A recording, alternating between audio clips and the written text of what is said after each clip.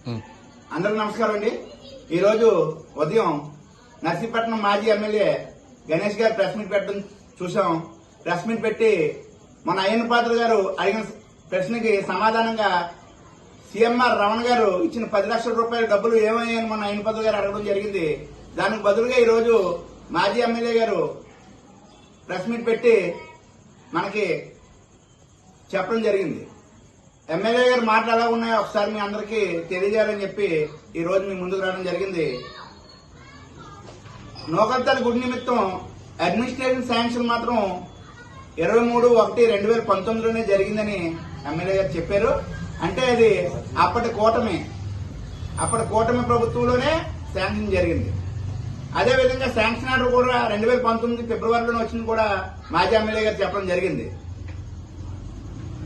కానీ కట్టింది మా హయాంలో కట్టాం. 40 లక్షల రూపాయలు మేము గుడి నిమిత్తం పే చేశాం. కాబట్టి ఆ క్రెడిట్ అంతా మాకు పడిపోవాలని చెప్పి ఎమ్మెల్యే గారు ఆదరాబాదరాగా వచ్చి ప్రెస్ మీట్ పెట్టి పొద్దున్న మాట్లాడడం జరిగింది. ఎమ్మెల్యే గారు సూటిగా జనసేన నుంచి ఒకటే అడుగుతున్నాను.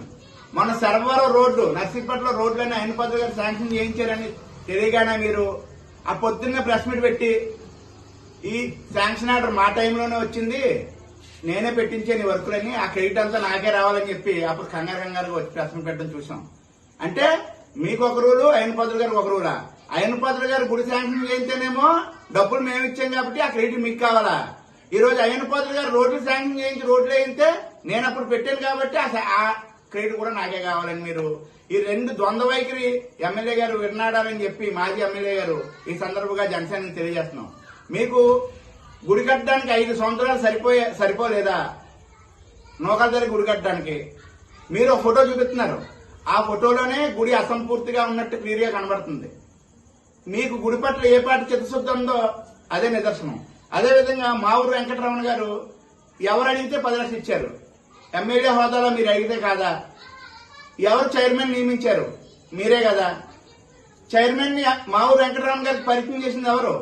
అది కూడా మీరే కదా. మరి బాధ్యత తీసుకోవాల్సిన స్థానంలో మీరుండి నాకు సంబంధం లేదు, చైర్మన్ లెక్కలు చెప్తాడని మీరు ఎందుకు తప్పించుకునే ధోరణిలో మాట్లాడుతున్నారో మేము జనసేన నుంచి గట్టిగా అడుగుతున్నాం.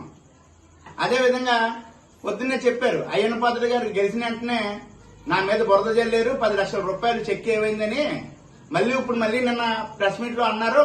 ఆ బురద జల్లేరు కాబట్టి నేను ఈ రోజు బురద కడుక్కోవడానికి వచ్చానని చెప్పి మీరు కంగారుగా వచ్చి అరే 8 నెలల క్రితం అయ్యన్న పాత్ర గారు 10 లక్షలు ఏమైందని అడిగినప్పుడు నీలో చిత్తశుద్ధి ఉంటే, మీరు తప్పు చేయకుండా ఉంటే దేనికి ఎంత ఖర్చు అయిందో మీ చైర్మన్ గారిని కూర్చోబెట్టి మీరు ఎందుకు ప్రెస్ మీట్ ఇవ్వలేపారు, లెక్కలు చెప్పలేపారని చెప్పి మేము నర్సీపట్నం జనసేన నుంచి సూటిగా అడుగుతున్నాం. ఇది మీ చేతకాంతనం కాదా?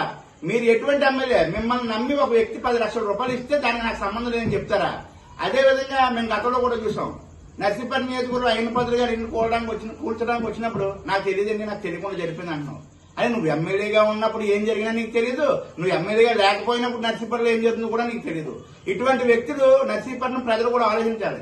ఇటువంటి వ్యక్తులకి రాజకీయంలో ఉండడం వల్ల నర్సీపట్నం ప్రజలకు చెడ్డ పేరు తప్ప ఎటువంటి ఉపయోగం లేదు. అదేవిధంగా మిమ్మల్ని ఒకటే సూటిగా అడుగుతున్నాం. యాక్చువల్ గా డబ్బులు దేవుడి తల్లి ఏమైనా తేడా వస్తే తల్లి చూసుకుంటది. మా పాయింట్ ఏంటంటే మిమ్మల్ని నమ్మి ఒక వ్యక్తి ఇచ్చినప్పుడు బాధ్యతగా వ్యవహరించాల్సిన స్థానంలో ఉన్న మీరు ఎందుకు ఆ పని చేయలేకపోయారు? పైపెచ్చు అయ్యన్న పాత్ర గారి మీద మళ్ళీ నిందలు. అదేవిధంగా శ్మశానం గురించి కూడా మాట్లాడడం జరిగింది.